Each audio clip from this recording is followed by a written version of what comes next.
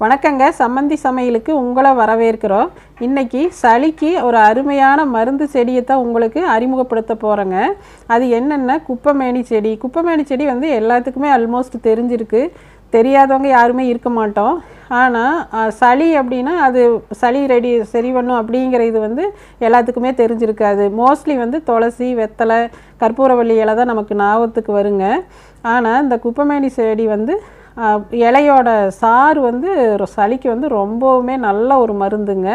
அதில் ஒரு 10 செடி எடுத்து அந்த இலைகளை மட்டும் எடுத்து க்ளீன் பண்ணி எடுத்து வச்சுருக்கிறேனுங்க. அந்த குச்சி, அந்த தண்டு அது மாதிரிலாம் போடக்கூடாதுங்க. வெறும் இலைகளை மட்டும் எடுத்துக்கலாங்க. அந்த இலை வந்து 2 தடவை தண்ணி ஊற்றி அலசிட்டு அப்புறம் உப்பு, மஞ்சள் போட்டு 3வது தடவை நல்லா அலசி எடுத்து வச்சுருக்கிறேங்க. அந்த இலையை சின்ன மிக்ஸி ஜாரில் போட்டு கொஞ்சம் தண்ணி ஊற்றி நல்லா அரைச்சிக்கலாங்க. அரைச்சிட்டு அந்த சாரை வந்து வடிகட்டியில் வடிச்சுக்கலாங்க. ஏன்னா அது சக்கையாக இருக்குது, குடிக்க முடியாது. குழந்தைங்க அப்படிங்கிற மாதிரி இருந்தால் அது தொண்டையில் போய் ஒரு மாதிரி அழுத்துற மாதிரி இருக்குது, குடிக்க முடியாது.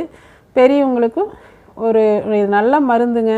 நீங்கள் வந்து சளி இது உள்ளே குடித்த உடனே வித்தின் 5 மினிட்ஸில் வந்து எத்தனை சளி இருந்தாலும் வாய் வழி வாமிட்டாக வெளியில் வந்துடும். இல்லைனாலும் மோசன் வழியாகவும் வெளியில் போயிடும்.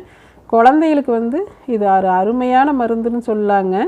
பெரியவங்க அந்த இலையை அப்படியே கடிச்சும் கூட மென்று முழுங்கிட்டு தண்ணி குடிச்சிக்கலாங்க. ரொம்பவுமே நல்ல மருந்துங்க இது. இது எல்லா பக்கமுமே கிடைக்கும். மழை பெஞ்சிருக்குது அப்படின்னா அந்த சமயத்தில் எல்லா பக்கம் ஈஸியாக கிடைக்குங்க. குழந்தைங்க, சின்ன குழந்தைங்க அப்படின்னா நம்ம கையிலேயே ஒரு 10-20 இலையை எடுத்துட்டு நல்லா கசக்கி எடுத்துட்டு அந்த சாரை புழிஞ்சு எடுத்துக்கலாங்க. இதில் வந்து சாறு வந்து ரொம்ப குறைவாக தான் வருங்க. ரொம்பவுமே கசக்கணும்.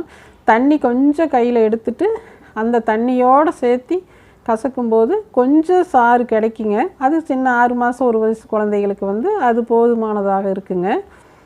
அருமையான மருந்துங்க.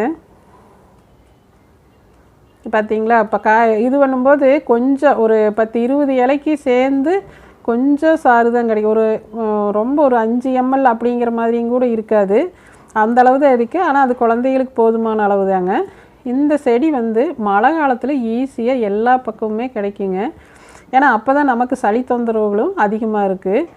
வெயில் காலத்தில் அங்கொன்று இங்கொன்று எங்காவது ஒரு செடி தான் இருக்குது. அந்த குப்பைமேனி செடியோட எல்லாருமே நீங்கள் யூஸ் பண்ணி பாருங்கள். அதனுடைய மெடிசினல் வேல்யூ வந்து ரொம்பவுமே எல்லாத்துக்குமே பிடிக்குங்க. எங்களோட இந்த வீடியோ உங்களுக்கு பிடிச்சிருந்தா லைக் பண்ணுங்கள், ஷேர் பண்ணுங்கள், மறக்காமல் சப்ஸ்கிரைப் பண்ணுங்கள்.